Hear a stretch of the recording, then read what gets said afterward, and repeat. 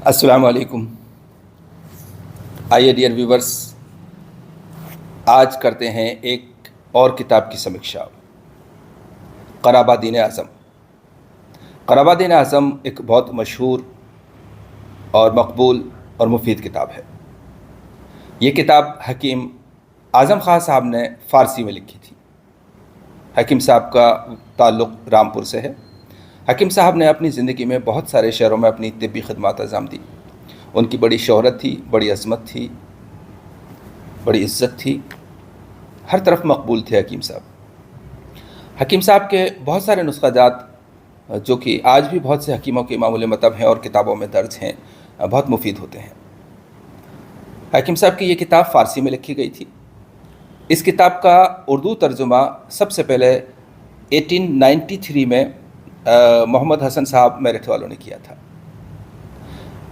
और इसके बाद एक बार तर्जुमा इसका और हुआ 1996 में।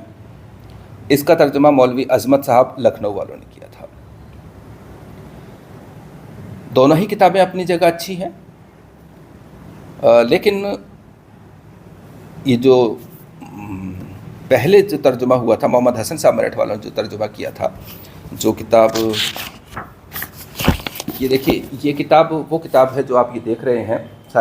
ये सारी की सारी वो किताबें हैं जो PDF से प्रिंट करवा के, फ़ोटो कॉपी करवा करके और बाइंडिंग करवाई और बुक बनाई गई थी। तो ये किताब आप देख सकते हैं।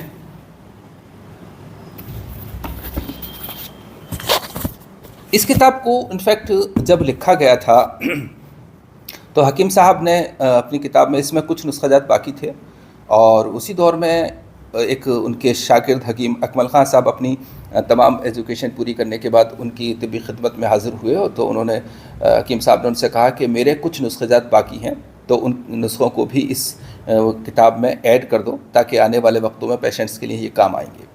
तो उन्होंने इस पर काम किया और उन सारे नुस्ख़ाजात को इसमें ऐड कर दिया। तो इस तरह से ये क़राबादीन आज़म व अकमल कहलाने लगी। इस किताब का नाम क़राबादीन आज़म व अकमल हो गया इस तरह से, चूँकि उन्होंने इसमें कुछ हेल्प की थी। और दूसरी किताब ये है, ये क़राबादीन आज़म ये भी है। ये जो लखनऊ वाले हैं उन्होंने तर्जुमा किया था इसका। मुझे दोनों ही किताब अच्छी लगती हैं, लेकिन अगर प्रेफरेंस की बात करूँ तो मुझे ये किताब ज़्यादा बेहतर लगती है। हालांकि ये सब की अपनी अपनी ज़ुबान पे अबूर होने की बात है, अपने ज़ौक़ की बात है, अपनी समझ की बात है। किसी को ये किताब अच्छी लगती है, किसी को दूसरी किताब अच्छी लग सकती है।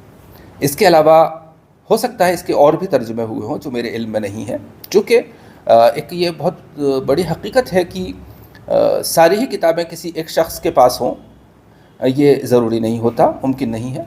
और सारी ही किताब सब ने पढ़ी हों ऐसा भी नहीं होता, सारे नुस्ख़ात सब इस्तेमाल करें ऐसा भी नहीं होता।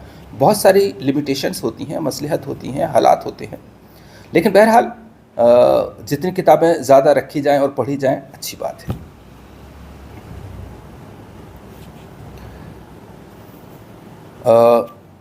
ये एक क़राबादीन है, यानी कि इस किताब क़राबादीन की जो एक सिंपल सी डेफिनेशन होती है वो ये होती है कि उस किताब के अंदर नुस्ख़ाजात होते हैं मुरक्कबात के, और वो मुरक्कबात बनाने की तरकीब होती है, उसकी मिक़दार ख़ुराक होती है, उसके खाने की तरीक़ा लिखा होता है। ये एक आम तौर से क़राबादीन की तारीफ़ होती है। लेकिन इस क़राबादीन की ख़ासियत ये है कि ये इसके अंदर वो सब है जो क़राबादीन में होना चाहिए था। इसके अलावा इसके अंदर एक मौलिज की नज़र से लिखी गई किताब है, इसलिए इसमें असबाब व अलामात भी तकरीबन हर नुस्खे के साथ साथ चलते हैं। तो इस तरह से ये बहुत मुफीद किताब है। और इस किताब की ख़ास बात और है कि इस किताब में हकीम साहब ने अपने नुस्ख़ाजात में तो सिंपल ही लिखे हैं, लेकिन बाकी अगर किसी दूसरे हकीम के नुस्खे जो लिखे हैं तो उसमें उन हकीमों का नाम बिल्कुल साफ़ साफ़ लिखा है, चाहे वो हकीम वारिस अली साहब हों, चाहे हकीम वाहिद अली ख़ान साहब हों, या हकीम अलवी ख़ानी साहब हों, या हकीम अली हों, या बहुत सारे हकीमों के इसमें نسخہ جات ہوتے ہیں، اور یہ ہر قرابادین کی بات ہوتی ہے کہ وہ قرابادین میں دوسرے حکیموں کے بھی جو اس مرض سے متعلق ہوں وہ نسخے دیے جاتے ہیں۔ ہو سکتا ہے قرابادین اعظم کے اور کتابوں کی طرح ہی اور بھی ترجمے ہوئے ہوں فارسی سے اردو میں، جن کا علم مجھے نہ ہو، لیکن یہ ضروری نہیں ہوتا کہ ہر کتاب مجھ تک پہنچ جائے یا میری لائبریری میں ہو اور ہر کتاب میں نے پڑھی ہو، یہ کسی کے ساتھ بھی نہیں ہوتا۔ لیکن پھر بھی جتنی زیادہ کتابیں رکھی جائیں، جتنی زیادہ کتابیں پڑھی جائیں، جتنی کتابوں سے فائدہ اٹھایا جائے، یہ ایک اچھی بات ہوتی ہے۔ دیکھیے، ہم اس کتاب میں سے تھوڑے سے پیرا پڑھتے ہیں، اس سے اس کی امپورٹینس سمجھ میں آئے گی کہ کس طرح سے انہوں نے یہ سب چیزوں کو کور کیا ہے۔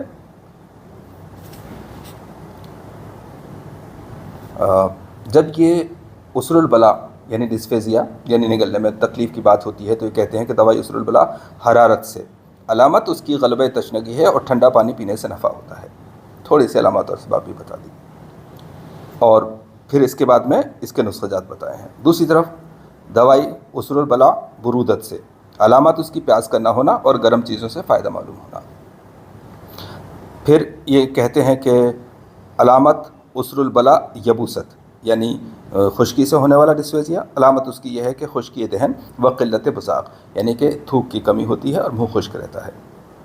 پھر اس دوائی عسر البلا رطوبت، علامت اس کی منہ سے رطوبت کی کثرت اور اس میں پانی کی زیادتی، یعنی کہ جو رطوبت ہے وہ زیادہ نکلتی ہے لیکن اس میں جو رقیق مادہ ہوتا ہے وہ زیادہ ہوتا ہے۔ تو اس طرح سے پھر اس کے ساتھ اس کا علاج بھی لکھا ہے، طریقے بھی لکھے ہیں۔ یوں یہ کتاب ایک بہت اچھی کتاب ہے۔ اور اب ہم جیسا کہ آپ جانتے ہیں یہ ویڈیو ہماری اس مہم کے سلسلے کا ایک حصہ ہے جس میں کہ ہم ایک مہم چلا رہے ہیں، کتابیں پڑھو، ریڈ دا بکس۔ اور اس مہم کا انفیکٹ ہم نے انجانے میں ہی شنکھ ناد بجا دیا، بگل بجا دیا، اور الحمدللہ ہم دیکھ رہے ہیں کہ اس کا تھوڑا اثر ہو رہا ہے۔ لوگ کتابوں کو ٹٹولنے لگے ہیں، تھوڑا سا ہاتھ لگانے لگے ہیں، یہ ایک اچھی بات ہے۔ اور کبھی نہ کبھی کسی نہ کسی انقلاب کی شروعات ہوتی ہے، چونکہ کتاب پڑھنا کسی بھی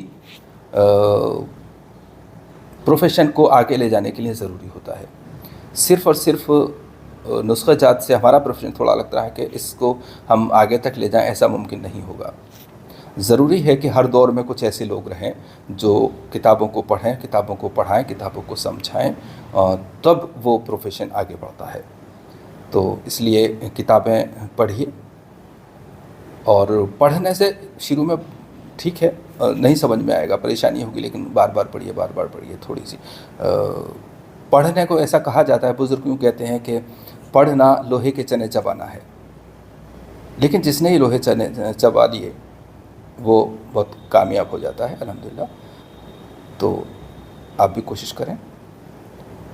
اور سچ تو یہ ہے کہ یہ جو مہم ہے کسی بھی ایک ہی آدمی سے مکمل نہیں ہو سکتی، کامیاب نہیں ہو سکتی۔ ایک اکیلا چنا بھاڑ نہیں پھوڑتا، آپ سبھی لوگوں کی ضرورت ہے، آپ سب لوگوں کی ہیلپ کی ضرورت ہے، آپ سب لوگوں کی سجیشنز کی ضرورت ہے، کوآپریشن کی ضرورت ہے، اور اس مہم کو آگے بڑھائیں۔ اور ہماری جو نئی جنریشن ہے ان لوگوں میں، چونکہ بوڑھے طوطے تو نہیں سیکھا کرتے، لیکن جو نئی جنریشن ہے ان کو اس عادت کی پڑھنے کی عادت ڈالی جائے تو پھر انشاءاللہ یونانی کا اپنا ایک الگ مقام ہوگا۔ ابھی بھی ہے الحمدللہ، لیکن وہ بات کچھ اور ہوگی جب اس یونانی میں سے بہت سارے نامور حکیم پیدا ہوں گے انشاءاللہ۔ فی الحال اتنا ہی، اللہ حافظ۔